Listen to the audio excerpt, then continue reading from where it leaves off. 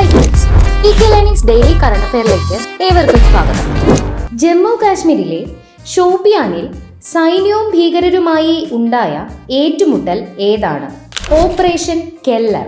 UPSCയുടെ പുതിയ ചെയർമാനായി നിയമിതനായത് ആരാണ്? അജയ് കുമാർ. 78ാം കാൻ ചലച്ചിത്രമേളയുടെ ജൂറികളിൽ ഒന്നായി തിരഞ്ഞെടുക്കപ്പെട്ട ഇന്ത്യൻ സംവിധായിക ആരാണ്? പായൽ കപാഡിയ. 78ാം കാൻ ചലച്ചിത്രമേളയുടെ ഉദ്ഘാടനത്തോടനുബന്ധിച്ച് ഓണററി പാം ദിയോർ സമ്മാനിച്ചത് ആരാണ്? വിഖ്യാത സംവിധായകനായ റോബർട്ട് ആന്റണി ഡി നീറോക്കാണ് പാം ദിയോർ സമ്മാനിച്ചത്.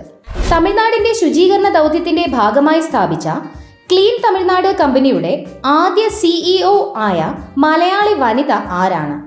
ഗംഗ ദിലീപ് സി.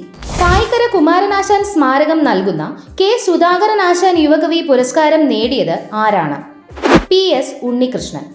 ഓപ്പറേഷൻ സിന്ദൂറിന്റെ ഭാഗമായി നടന്ന അക്രമങ്ങളുടെ യഥാർത്ഥ വിവരങ്ങൾ ഉപഗ്രഹ ചിത്ര തെളിവുകളോടെ ലോകത്തിനു മുന്നിൽ എത്തിക്കാൻ നിർണായക പങ്ക് വഹിച്ച മലയാളി സ്റ്റാർട്ടപ്പ് കമ്പനി ഏതാണ്?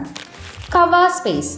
മലയാളികളായ ക്രിസ് നായരും ബാലമേനോനും ചേർന്നാണ് കമ്പനി ആരംഭിച്ചത്.